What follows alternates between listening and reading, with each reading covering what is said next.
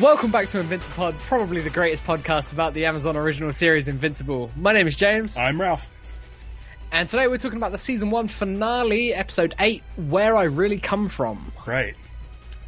And we can say season finale now, because we have the confirmation that this was Season 1 of at least 3. Yeah, and then yesterday on Twitter, at Invincipod, I tweeted that we also announced that we are doing Season 2 and 3. It was really nice of Amazon to invite us back to do Season 2 and 3. Jeff Bezos personally gave us both a phone call and was like, guys, we need you. We can't do Invincible without you. So we're really thankful for that. Right. We're still waiting for that page. Just thinking about it, you mentioned Jeff Bezos. Sort of kind of reminds me of Doc Seismic. And especially at the end of this episode. Oh, yeah. Especially. Is that all the Amazon workers? Oh my god. Speaking of the end of the episode. Yeah, we're just jumping right to the end. Stevie told me, she's like, I don't know what any of that stuff is. And so I had to like explain all the things, and I'm like, she's like, oh yeah, I remember that. Oh yeah, I remember that. Like there's so many threads in this damn show. Yeah. No mummy. So a friend of mine's been watching the show, but only jumped on episode I think 4 or 5, and hasn't caught up with the first few. Has been able to follow it perfectly and loved the finale, but hasn't watched the first couple of episodes. So I'm guessing that there's a few of those bits as well that just sort of went right over her head. But it's great. Why not start? Why not? Why start at 4? Just out of curiosity. I think it was just 1 at the time and just jumped in there. Got it. Yeah. But it's one of those things that I'm so glad that they all were referenced. All these characters that were set up. Right. Because we've sort of said it throughout that, like, Kirkman is great about using these characters once and then, like, maybe leaving them for 30, 40 issues sometimes and then returning to them. So to sort of see that they still exist, they're still out there, they're still doing stuff. It's almost like it was, like, 5 or 6 cliffhangers. Like, it's just reminding me, it's reminding you, hey, this is the stuff you saw this season, and this stuff is still open. Yeah. So look forward to that. I think it's a lot of fun. And we got like the straight up villains, like we've seen the Mauler twins, who I mean they are villains, but they're so lovable. Like they're fun to watch. And then we've got Doc Seismic and a few of the others. But then we also like see people like Cecil, who is just like, we know he's a good guy, but he's got all of those Reanimen now, and the look that he gives at the end is a bit like dubious. We're still like, do we trust him? Right. I mean, listen, looking at everything he threw at Omni-Man in the last couple, or in the last episode, like this stuff is a necessity. Absolutely. It's one of those things where you're like, these things need to happen, and is Cecil the right person for it? He seems to be level-headed. In this episode, he actually seems to care about Mark and Debbie's well-being. Yeah, he's really consoling for Debbie throughout. Yeah. Like, I really liked his characters. But, I mean, he is blunt. He is blunt about stuff. He tells Debbie, or he tells Mark, she needs to know this. Yeah. Like, he is... What's kind of nice is he's pretty transparent. But then there's also... For the shady, like, guy in charge of everything, like, when something is relevant, he is forthcoming straight away with it. Right. But there's definitely secrets, because we saw in the White Room... Which I'm so glad we got to see. He's up to stuff. Like, he's constantly got loads of stuff going on. Like, was that the shrinking ray from Honey, I Shrunk the Kids? It looked like it to me. I mean, I didn't look at it too close. It's just what it reminded me of. I don't know what it was doing, but it just, like, the look of it. It was shooting through rock. Oh, that's right. Laser shooting through rock. Which might come in handy when it comes to defeating Titan. Yeah, definitely. You can pierce his outer shell. Right. Man, okay. So this episode, jam-packed, and the episode... Definitely an episode of 2 halves. Right. And I love both halves. I love that we came back and got right back into it. Like, we mentioned... We picked up right where we left off. We mentioned last week that in the book, when he says we need to talk, that's when we find everything out. And right off the bat, boom, we learn all about the Viltrumites. We learn about their the sort of way of doing things. Their society. Yeah. And for those of you at home playing along, that is the thing in the book that was like the huge game changer. Yeah. Now, the book is a little bit different, where we don't really get too much of Nolan being questioned. We, as the reader, know that Nolan killed the Guardians of the Globe. We don't know why, and there's not really too many people asking the questions why. Yeah. And so this sort of comes out of left field. I have a friend, Scott, who's watching the series and kind of figured out that this is what was going on. And I said, you were exactly right. You got it right on the nose. But what's great about this story is, I told him, and I mentioned this on the show before, my dad left my mom when I was 17. So I'm Mark's age when Omni-Man takes off. And so the rest of this story, for me personally, and I don't know if this comes through with anybody else, is families dealing with divorce. And this is like it's like we all like The Incredibles, but what if? Yeah.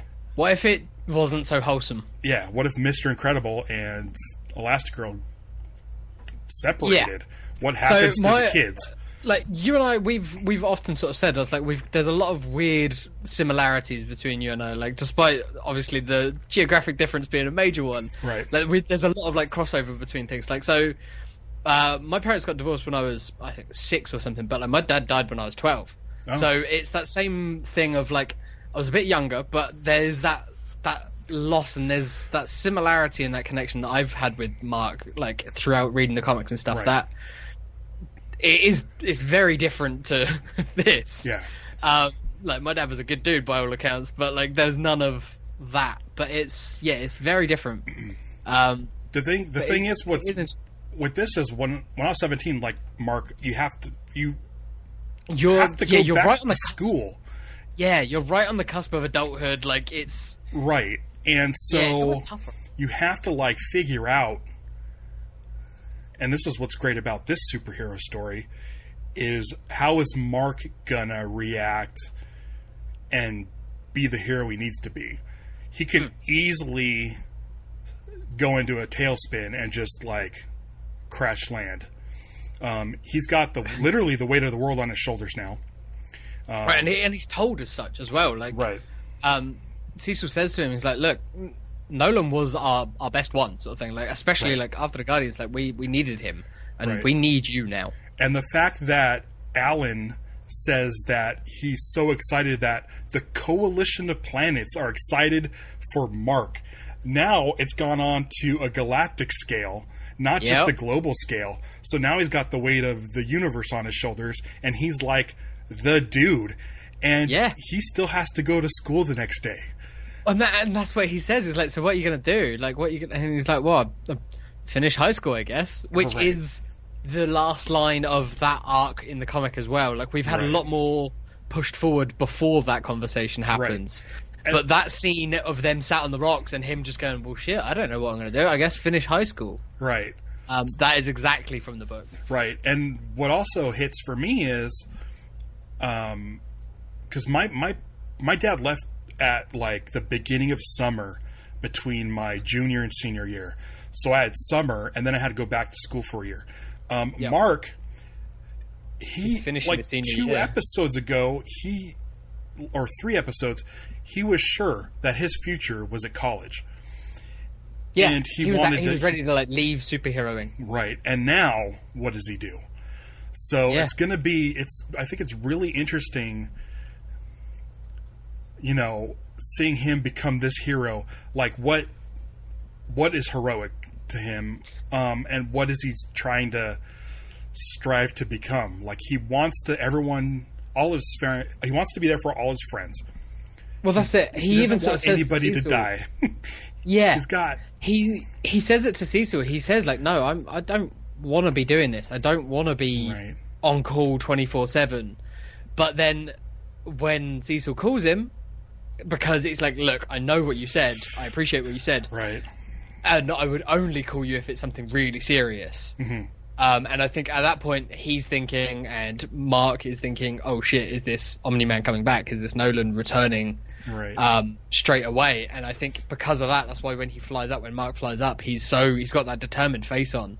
Right. Like, he's ready to go again. And he's like, it's the same that Eve did last week, where it's just like, I'm not a part of this life now, but when you really need me, if it's something really serious, of course I'm going to be there. I'm not going to turn my back on the world, sort of thing. Right. And then there's Amber. And then there's the Amber of it all. Who probably can't relate to his superhero life as much as Eve. No. And I think that's going to be a huge driving force in the second season. We kind of got a glimpse of that in the previous episode. Yeah. Where she knows he's invincible, but it's still not. And she cares about him, and so she comes back. So when she knows that he's home and he's alive and he's safe, like she's there and she cares about him and she wants to be a part of his life. But it's that same thing. It's like it's almost like she doesn't know how to. She doesn't know how to relate, and I think probably William is feeling the same. Right. William's just sort of a bit awestruck. Gives up Mark's identity to Eve before he knows that Eve is Atom Eve. Right. I love the scene in the Bergamot where Eve is just like, so yeah, you both may as well know that I'm Atom Eve, and they're like, wait, what? Like it takes them a minute and then they figure it out, and it's that whole like, oh yeah, shit, I should have probably seen that before. Yeah. It's what they said in the first episode. It's that kind of lends itself in the comic books where Adam Eve says normal people don't pay attention to the skies, they never look up. And that's more relative now with cell phones than it was even back in probably 2003, 2004 when that issue came out. But yeah, it was funny. They confused her with Duplicate, and that made me laugh. I don't usually laugh, but I laugh during that. I'm not a laugher. A laugher during. No, I don't know what it is. I don't know what my problem is. Even I find myself. Never mind. I don't really get reactionary, but I gotta tell you, you were talking about this episode being in two parts. The first part being essentially Nolan, and the second part being the aftermath. I feel like there was moments of the second part where I started tearing up at the. There was a bit at the end of the first part and into the second part when I was the same. I was getting genuinely emotional about it. It was oh fuck! And it was just like Debbie and Mark walking into the house, that kind of stuff. Yeah. Yeah. It was when because Debbie had held it together for Mark while he was in hospital and everything. You could tell that she was reeling, but then. Basically, as soon as she got home and went up to her room, that's when she cracked. Yeah. And when Mark saw that as well, it was just it hits. It's a ton of bricks. It's right. Yeah. And again, the other bit for me was when Nolan cracked, when he's pummeling Mark and he has his flashback to the baseball game. It's funny. At first, I thought it was Mark's flashback. Yeah, and then because it was pushed in on Mark, and Mark was getting punched in the face, and then the flashback happens, and then you realize it's Nolan's flashback, and you're like, oh shit, okay, so there's something. It kind of gives you hope that there's something still in there, because leading up to that point, there was little to no hope. Nolan was done. It wasn't a fight. It was a beatdown. Right, and there was no way for Mark to beat him. No. And Mark just persisted. So there's a storytelling it's not really a trope, it's a storytelling concept, there you go. Called Hope Punk that I love. And Rogue One is a great example of it. It's that thing of when you know that you're not gonna succeed.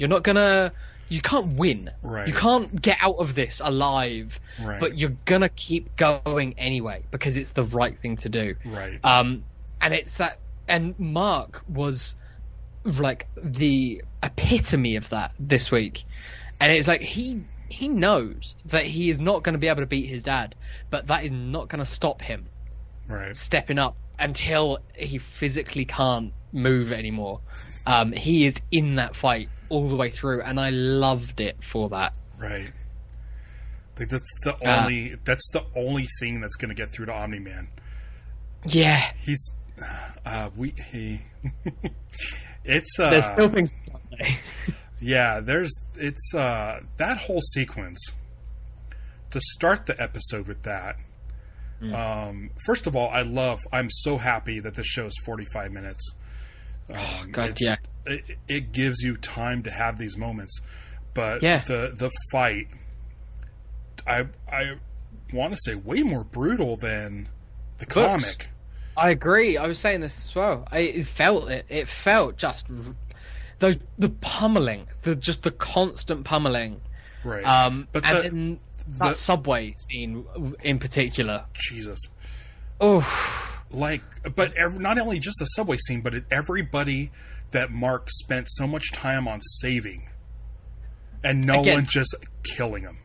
Yeah, it was that thing of like Mark he's not worried about his own life at all. Like he knows that the longer this goes, the better his chances of not surviving it are. But that is not going to stop him from saving people. That is his primary goal. Like, he wants to stop Nolan if he can, but his primary goal is the preservation of life. It's like he wants to save the pilots, who then, as soon as he does, Nolan comes and just pops the guy's head. Right. He saves the people in the building in Chicago when he tries to. Yeah. But there's only so much he can do. And the train is like, it's the Neo and Agent Smith thing, isn't it, from the relentless. Matrix? And then it just keeps going and going and going. There's a couple things. First of all, it keeps going, and it doesn't seem like there's any hope for anybody. No. Or Mark. Omni-Man, it's drawing a line in the sand, and Omni-Man is standing on one side of it. Like, this is like, tells the viewers, hey, listen, this is it. This is people are done. Nothing can beat this. I know people don't care for the ending of Man of Steel. I'm a fan of Man of Steel, but anybody who has any complaints about the destruction of Metropolis and Man of Steel and what Zod and Superman did should definitely watch this show. I think this is Kirkman's version of the Man of Steel fight, but showing the hero doing everything he can to save fuck people. This fight at the moment, I'm going for the people. I'm saving the people. Right. And at that moment, when Mark was tumbling through the streets, he like popped through two buildings and started he was just like tearing up the street like a bulldozer. Yeah. Grabs onto the ground. A few people die in the way. Like. Yeah. Does the superhero slide, grabbing the asphalt, and I'm like, this is like the perfect version of superheroes. Like, DC, Marvel, I don't care about those as much as I care about this, because the stakes are so high, not only for the world, but for the characters. Yeah. And just watching the struggle, it's that classic Spider-Man, save Mary Jane or save the school bus. It's that thing, but on a much grander scale. Like, this animated show, while watching it, I was like, I don't want a live action Invincible now. There's no way they can top this. There's no way. It can't. It's as you say, it's the Spider-Man problem. It's everything, and it is the fact that, like, through all of it, it's like he knows that he can't save everyone, but he's damn sure gonna try to save as many as he can. Right. It's like the old lady in episode 2 when he was fighting the Flaxons. Yeah. It's like, and I think, did Adam Eve might have brought it up, or maybe Debbie? You can't save everybody, but if you save one person, that's a life worth saving, or something. Someone said something along the lines. I don't know. But it sounds. It could have been either of them. And it's funny, isn't it? Because we opened the series on two quote unquote regular guys, right? Like two And I mean, that was played for comedy. It was a comedy beat, but then you think about that in like relation to this, where it's Mark is trying to save all the regular people, right, while all the superhero stuff is going on around, and it's like that. It is about the superheroes in this world, but it's about how they relate to Joe Schmo, right? And it's like it's all right there. And again, like relating right back to first or second episode when Nolan is talking about Viltrum and their society and everything. The sort of shot for shot comparison, they did it in the comics, and they do it here. It's the shot for shot retelling of the story. It's like, here's the truth, and here is the lie that he was been telling people for years, or like a select few people for years.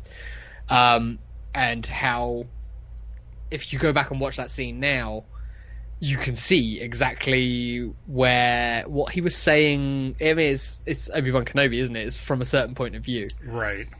Right. But there was the moment we did see Omni-Man by himself fighting the Flaxons in their dimension, and he tells them, Earth is not yours to conquer. Yeah. And the follow-up line, obviously, would be, it's mine. So, yeah, it'll be fun to see if folks were surprised by this sort of what Nolan told Mark. Yeah, I'd be curious to know if there was people watching the show who thought, oh yeah, no, I wonder if he is being controlled by something, or whatever it was. I wonder if this was Flaxen plot or something. Right. And then to go back and see if they like start picking out all the clues and hints that were dropped along the way. I mean, it's been there throughout, and we kind of get a little bit of a flashback of Nolan talking to Mark, where we get some of the speeches from earlier in the season and all the stuff that Mark's been through since. Like, that sequence was awesome too. Just Mark rethinking about those lessons he learned from his dad, knowing his dad now as opposed to then, and how those sort of will fit into his life in the future. They're still important lessons to learn, but it's from what perspective? Right. He's been getting advice from everybody. Yeah. From Nolan, from Debbie, from Eve, from Cecil. And it's like, he's just a kid. He's just a 17-year-old kid. And now he's got the coalition of planets to deal with, who are counting on him by all accounts. It's like, even if it's just for information or for and that's another thing that's like a mindfuck too, is he's only just begun to know his powers. The only thing he knows about are the powers his dad told him, and his dad's an asshole. And how many other Viltrumites is his dad gonna round up? He's like, he knows he's done. And we saw a bunch of Viltrumites that definitely had some character design, and you and I can name a few of them. Yeah, they'll be back. Like, there are characters that are important players that we saw in this episode. And it's like, they'll be back. There will be more Viltrumites. And the only way that Mark was able to not get destroyed by Nolan was the fact that they have a relationship. Yep. These other people have zero relationship with Mark. How is he going to be able to combat this threat? It's going to be... I mean, listen, I love the books, and I know what's coming, and I can't wait to see it. I'm so glad they're doing 2 more seasons, because I want to see all these characters. I just, I've been saying it to friends all along, like, listen, this Nolan killing the Guardians thing is just like the tip of the iceberg.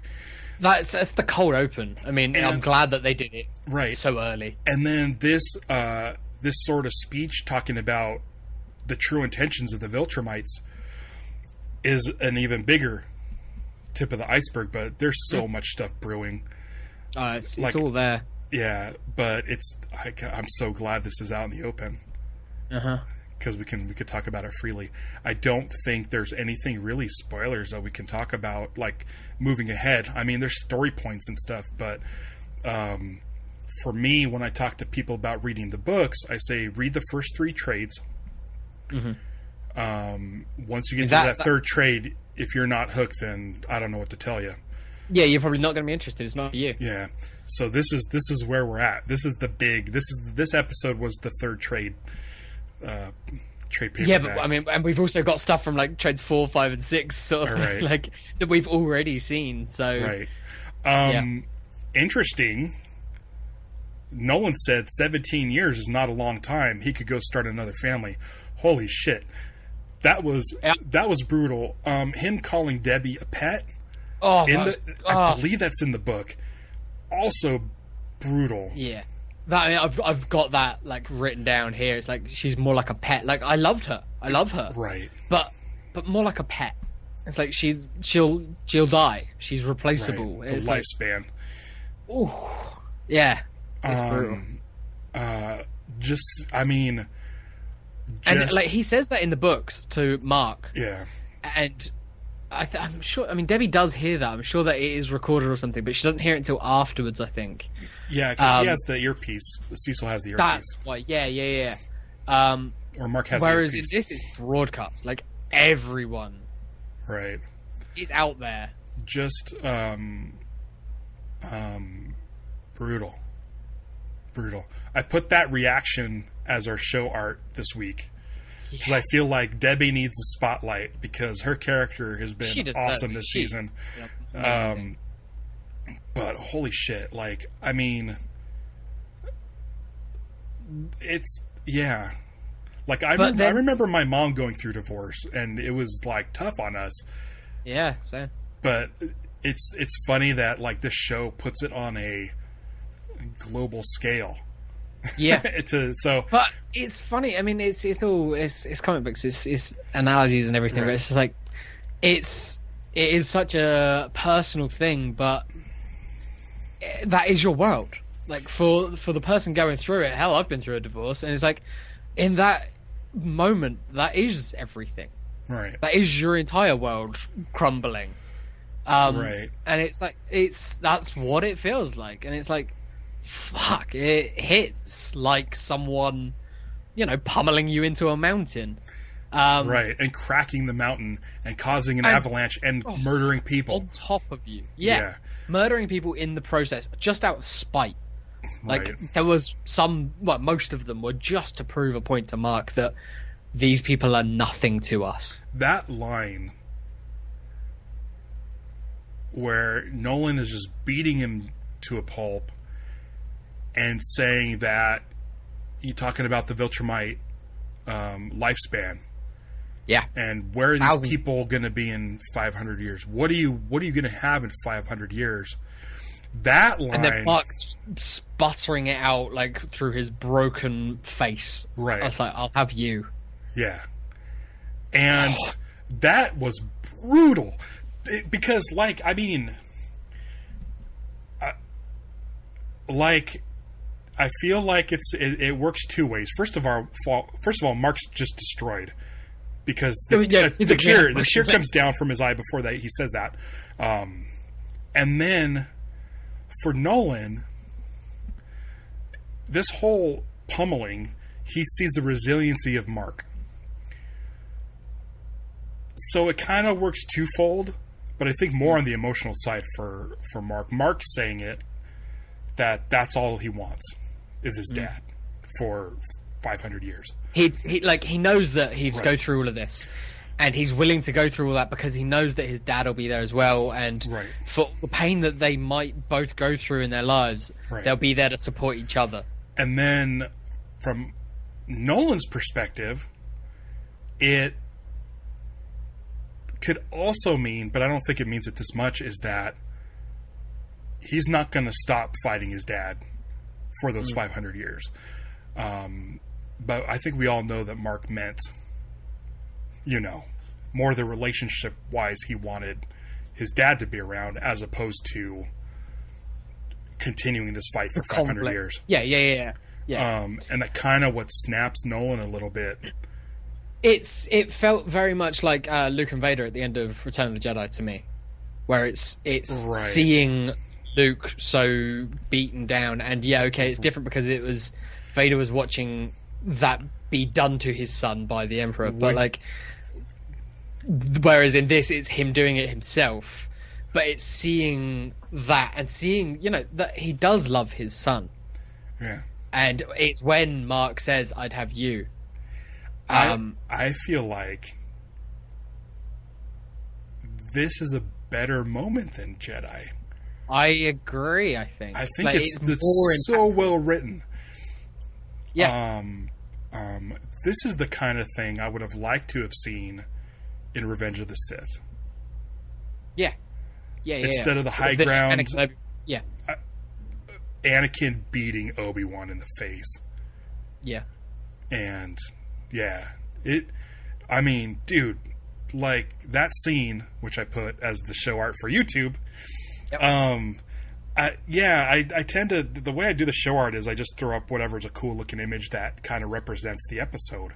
And on this one, I put Debbie as the show art on our Instagram, Nolan and Mark on the show art for our YouTube, because I felt like it feels like a family unit split, and it just it's brutal. And the fact that, I mean, this is something that would normally end a season finale, this sort of battle on the mountain, but the fact that they go into the aftermath and have time to go over where everybody's at over the next couple months, it gives you time to think about where Nolan went to, and it just... But we don't see him. I think it's important that we don't see Nolan again. Yeah. Yes. Like, the last thing we see is him flying off into space. We don't know where. We know that he's on a direct trajectory out of our solar system. Right. With tears streaming down his face. That shot of the tears floating in space, that's awesome. And I was like... Yeah, that was perfect. And then because the show is a 45-minute thing, the fight doesn't go on too long, which is nice. Nope. And we get plenty of time for an epilogue. And it just lets you think about everything. Breathe, and lets it have more weight, because you're not cut to credits where you're going to jump online and start looking at reactions and stuff. Like, you can you breathe with the show. If this was on network TV or any kind of other thing, if it was a half-hour show, it would end with Nolan flying into space, the end. Yeah. And then we may get like a post-credit scene of like TV, Alan. Like, we'd cut to an advert after that, and it, like, just cut into commercials at the end of that scene wouldn't feel right. It would feel... Oh my god. Oh, it'd be horrible. The most fucked up thing. So, this has happened the last 2 weeks. As soon as we put on Invincible, my cat jumps onto the coffee table, sits and stares at me. I don't know what's going on. I don't know if Amazon put some sort of freaking cat thing in there. Probably. Or if something in the show sounds like the word treats, but like the I was going to say, are you buying your cat food on Amazon? I don't know. But it was... it was... We get it through a thing called Chewy. They deliver it. Okay. But like, man, dude, yeah, I'm glad there's no commercials. I like whoever at Amazon is a big enough Invincible fan to get the show on the road, like get it rolling and get the ball rolling on it. Fucking thanks a lot. Hell yeah! Like, it's someone working at Prime Video probably is like in, I don't know, essentially the A&R department, the equivalent of that for film and TV. But yeah, they have to be a fan, and they have to have like just been like. I mean, I'm pretty sure it's come through like Seth Rogen and like his production company, because they've had the rights to it for a while. Right. They are on as producers, so it's come through them. I'm sure they bought it to various different places, but yeah, whoever it was at Amazon that greenlit it, like, amazing. Like, goddamn, it's perfect place. When we started, we knew it was going to be 8 episodes. I couldn't fathom how they were going to do any Invincible story in 8 episodes. Found out it was, 45-minute long episodes. I'm like, okay, that's a little bit better.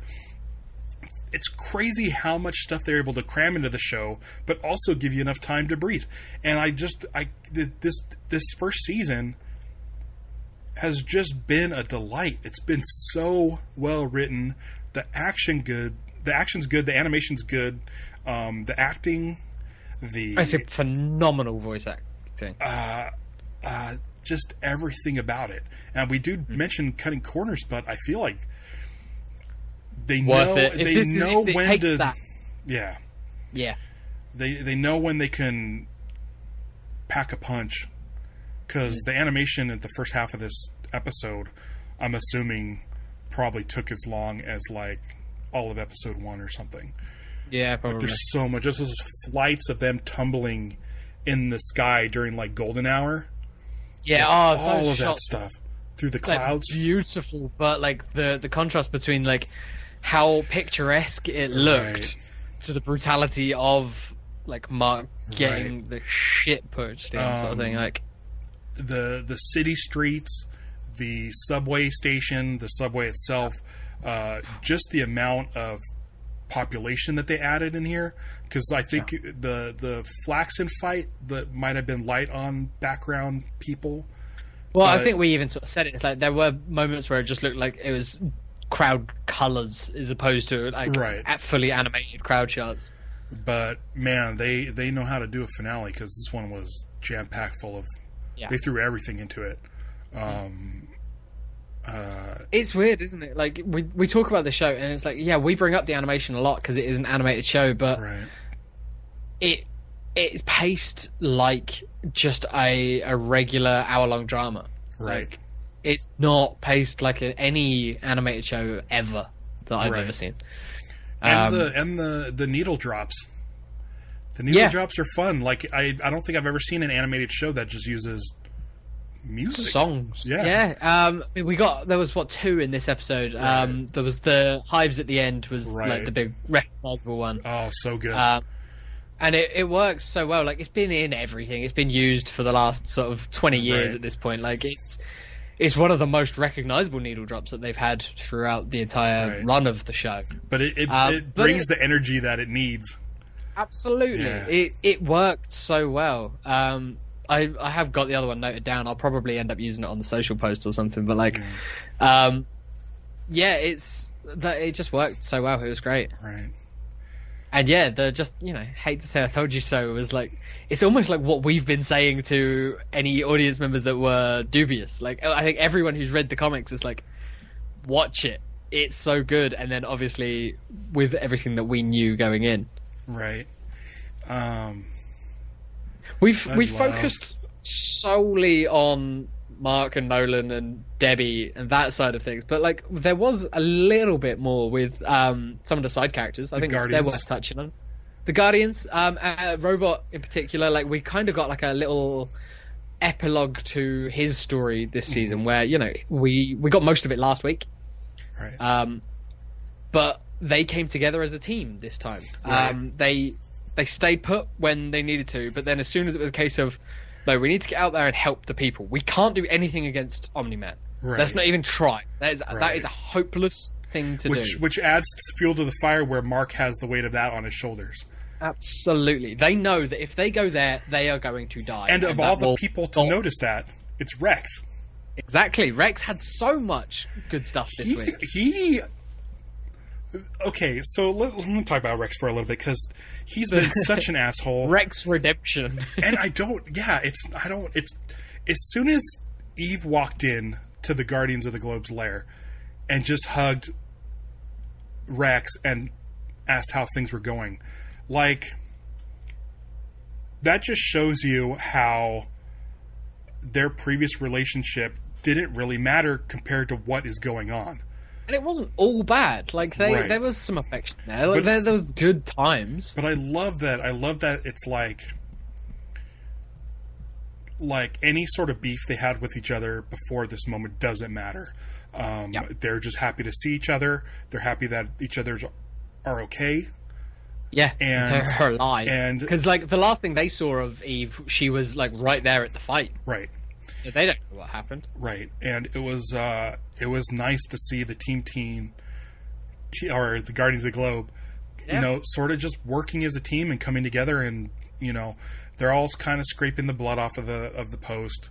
Well, they get that moment, don't they, where Rex is like, they get back after helping with the cleanup. They've done as much as they can. They've been everywhere that they can be, doing what they can.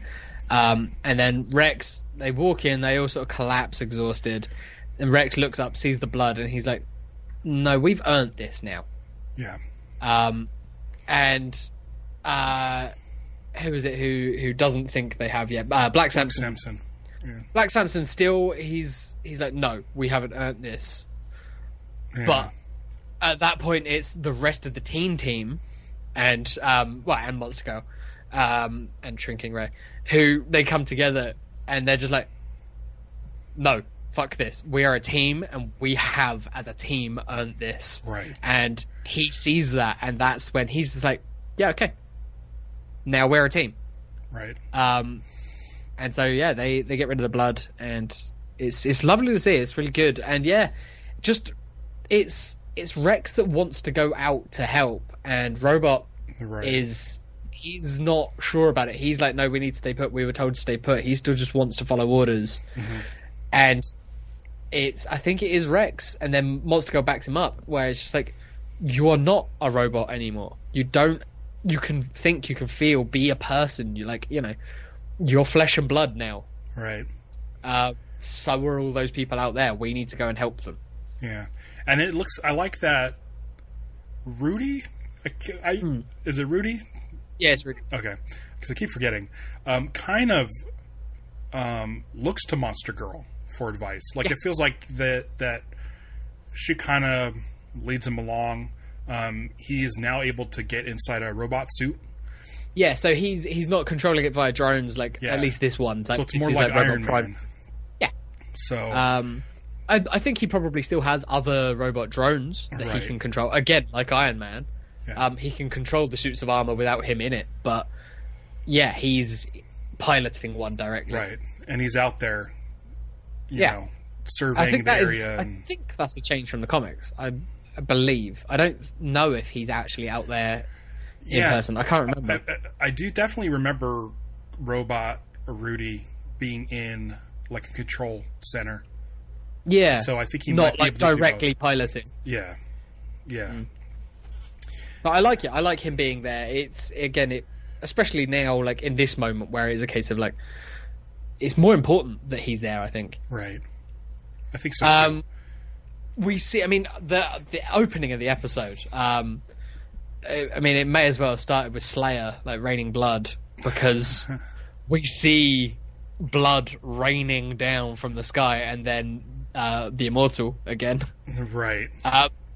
And I mean, at that moment, he feels very much dead. But then we see him a couple of times throughout the end of the episode in the back half. Yeah. Where it's like, oh, he'll be fine. Like he's just temporarily dead again, it seems. Right. Putting him back together again. And speaking of blood, the Invincible title. Yeah. We get a bucket this week, and they really know how to do the timing on it, because they waited just a little bit longer this episode to drop the huge bucket, and the title Invincible is practically in red. There's a little bit of a couple of yellow spots in there, but and who is it? Who is it who says he'll need to be invincible to survive? Rudy, right? I think it is Rudy, isn't it? Yeah. He said something about his he really needs to live up to his namesake. He really needs to be, or if he's going to survive this, he really needs to be invincible. So, do you think next season we get a clean slate? For the title? So. I think so too. I think so. I don't think they're going to keep it as bloody. But maybe they'll go back the other way. Maybe it'll start on the bloody one, but then like it'll get wiped or something, like in the first episode of season 2. If he's working with the Coalition of Planets, and he's dealing with Mars, maybe we'll get some different colors in there. Maybe that would be fun. That would be cool. Get a different suit, maybe. See, this is what I love. This is what I love about Invincible. I love superhero books. And I'm a big fan of Star Wars. And I love when superheroes are in space. It's one of the reasons why I love Green Lantern. But I was going to say Green Lantern shit. Shit. Yeah. Oh fuck, they're starting to do casting for this show. Yeah, I saw. Please stop texting me the same link about the Guy Gardner casting. Everybody, please. Dude, I got 5 of them after I already posted. The only reason why I posted the tweet was because I was like, I don't want to get the text messages. I got 5. Oh yeah. But I guess that's what it is being a fan. Because I also I get it whenever I do get Star Wars some news, like someone's just like, oh, did you hear this? It's like, of course I heard this. Yeah, right. I appreciate that you want to share this with me, but I've seen it. But the prospect, like, I've read the book. I know that Invincible spent some time in space. Just having Alan set that up, I am so excited for season 2. Yeah, we're going to get, I think, hopefully a lot more Alan in season 2. I think he's going to be a regular part of the cast. Right. I bet you anything these guys are already recorded for season 2. Yeah. I think it's well underway. I definitely think it's like, yeah, they'll have started. You know what? I love Seth Rogen as Alan. He's great. That casting, like folks that haven't read the book, Alan's personality is really fun and light, and you're gonna see, like, it might seem weird on the surface, probably, but I am so excited for Alan. But he is also, like, I don't know if we've quite experienced it yet. He is a badass on the same level as, like, Battle Beast and Mark, and like almost up to sort of Nolan's level. Like, he is one of the main, like, badass characters that can go. Right. If you need to put together, like, the super team of, like, the baddest bastards in the planet, like, in the universe, like, he is right up there. Right. If you're listening to this on YouTube now, take a look at the screen, and you'll see that picture of Mark, Nolan, and Alan. They're kind of your, like, they're definitely part of the Mount Rushmore of the book Invincible. Oh, for sure. Yeah, and then I don't know who I put on that third spot. Thrag? Eve. Yeah, I would do Eve. I'll put Eve on there. I'd say Eve. Yeah, absolutely. Yeah. So. Did we see Thrag? I was looking for him real hard. I don't think we saw Thrag. We saw Battle Beast. Craig. We saw Battle Beast. We saw Craig. We saw Conquest. Yeah. Big fan. Yeah, I mean, these are names. These aren't spoilers because they're just names. Right. You don't need to know who these names are. Yeah, I mean, the way you know that the show has been setting up a lot of different threads. You look at those Viltrumites. Some of those characters in Viltrumite from Viltrum are more important than some of the background characters. Yeah. So it's a nice. It's a nod to the comic fans. There's nothing really to spoil other than we will get more Viltrumites, and you've already seen probably a couple that have will play into the show. We got a couple of real quick scenes with Art Rosenbaum. Mark Hamill got to do some stuff this week. He's reeling because, Nolan was his friend, and I like the fact that he and Debbie are consoling each other. Like, they are probably Nolan's oldest friends, and they are now, they're drinking buddies now. Art throwing away that picture was heartbreaking. Yeah. Because it's not a picture of him making his suit. It's not a picture of Omni-Man in the suit. It's literally a picture of Art and Nolan. And it's as friends just out fishing. It's heartbreaking. It's a cartoon. It's so funny. Like, I get like emotional, and it's a cartoon. It's so well done. Yeah, I'm just scanning through. I think we've covered everything that I had of, like, noted down. I like that we got montage at the end of just, like, everyone that we've seen this season that is going to be relevant again, that will almost certainly be back in season 2 or 2 and 3. And I'm looking forward to season 2 because I can't wait. Everything can only get better, and where we are now, I love where we are now. So. I love that they're taking the best of the comics and making it better. They are doing it better. I genuinely think that the show has told this story better. They have taken what works and they've just improved on it. Never mind. No need to piss any Walking Dead fans off. So, but I feel like Walking Dead. That's not a fan base we want coming after us. I know, but I just feel like I cared for. I like the book more. The Walking Dead. I like the book a hell of a lot more than the show. Yeah. But I still like Invincible, the comic, but I think the show is doing it better and more concise. I think, and it is just from experience. It's just from having that perspective of going, well, this worked, this didn't work as well, or this worked in the books, but I could do it better. It's just being able to take that time to improve on it. Yeah, I love it. 2 more seasons at least.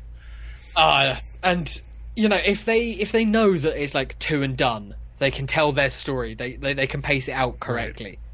I think there's got to be nothing worse than not knowing and not being able to pace it out. Yeah. And knowing that Kirkman has said, he's like, in his like fun little announcement video that he did, he was just like, we got 2 more seasons, and it's like, and hopefully 100 more after that. Right. So the way I see it is like they will probably tell the comic book like 143 issues. Right.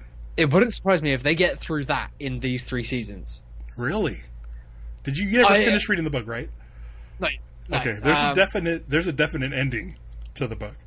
Okay, interesting. But he has said in interviews that he's like, I'd love to see what happens after. I'd love to go on. Maybe they won't tell the whole thing because there is a lot. I'm just thinking about everything that I've read through, and I'm just like, that's probably a bit too much. I am 100% on board if there are still 8 episode seasons. Yeah. I feel like these 8 episodes were so concise, so well done. Let's take a break and sort of like breathe and think about the show and get ready for the next season because I am fired up. And I don't need it to be like a 24 episode season. I don't want any show to be 24 episodes. I know, dude. Yeah. It's over. Like that period of TV is so done. If I see a show is like 20 plus episodes, I'm like, nope, I'm not gonna bother. Right. So the way I like the 8 episodes, it's 1 more episode than a regular sort of trade paperback. Like trade paperbacks are usually 7 issues of the comic. Yeah, so it has a nice. The Invincible trades are only 4. They're tight. Like they're real small. Yeah. So it makes sense that we get through. Listen, 2, 3. Now that the season's done, everyone go out and read the book. Hell yeah, you've got like a year, I'd say at least now, right? To get through. And as we've been saying all along, they're a quick read. Like you'll breeze through these. Every single issue has a cliffhanger that you're excited to see what happens next. You want to read the next issue. Always. I say get it in digital. Yeah, but that's just me. The compendiums have been selling like crazy. Good. And they're on offer. They're on offer everywhere at the moment. Like shocker, Amazon have them well in stock. Right. That compendium one, does that stop at what is it, issue 26? No, I think it's like 40 something. Oh, that's awesome. Yeah. Don't buy the trades. The trades. Don't buy the trades. Get the compendium.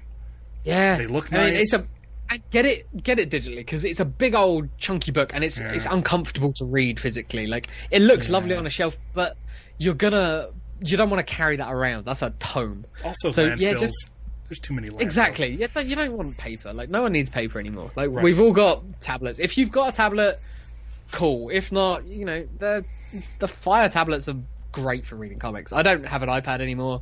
I just picked up a Fire tablet just for reading comics. That's what I did, but I ended up getting rid of it. I gave it to a friend and I actually got an iPad mini. I mean, the only reason I got it is because it's so much cheaper. I'd buy it. My Amazon Fire was like $40. Yeah. Like I got the top end one and it was like £110 or something, which would be like what $150 at the moment. Yeah. and it's great. It's the best thing for reading comics. I'm reading so many more on that. Right. But yeah, we're going to do one more episode next week of Invincipod, where we're going to go full spoilers on everything from the books that we've sort of talked around that we just want to go nuts through. So we'll probably just cover a little bit of everything. We're not going to have too much of a format on next week's episode. Right. And then I'm sure we'll dip in throughout the off season whenever we see something new, or they announce something, or we want to talk about the comics or whatever. Like you'll be hearing from us again. Right.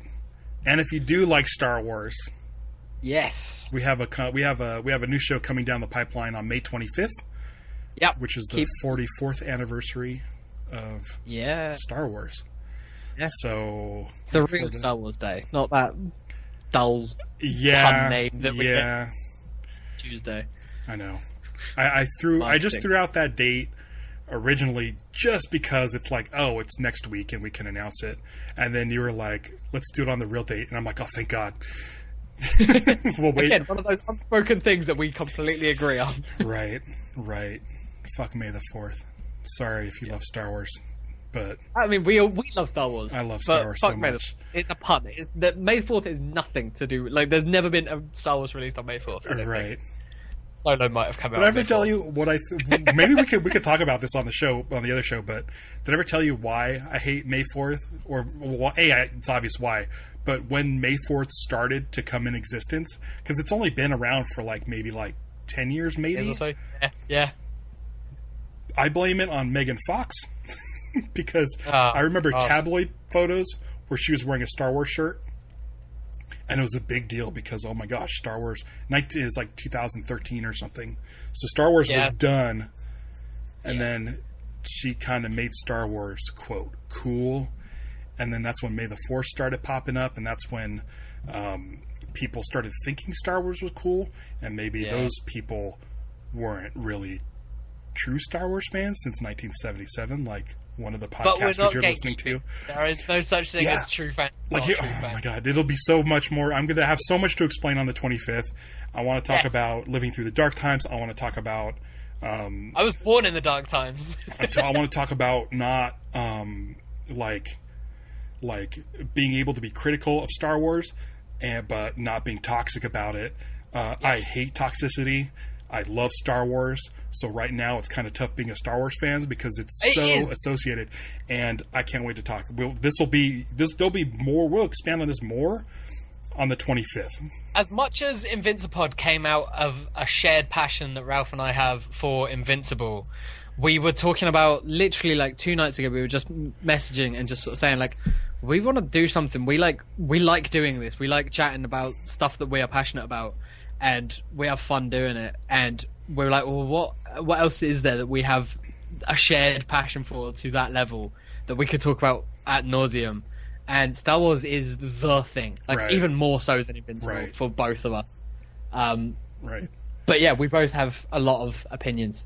Yeah. But it's all positive, good, fun stuff. Right. There's definitely some bad stuff in there. Oh, yeah, we're not going to sugarcoat. But there's room for discussions.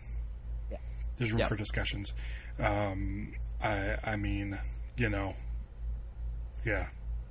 There's trigger words out there. I don't think I'll mention Kathleen Kennedy once. Because I don't care. Not in that podcast. We'll do that in this one. Yeah. But then also The Last Jedi. So okay. Yeah. This is Invincible. Head over to Invincipod.com. And that'll have links for our Instagram, Twitter, YouTube, Facebook.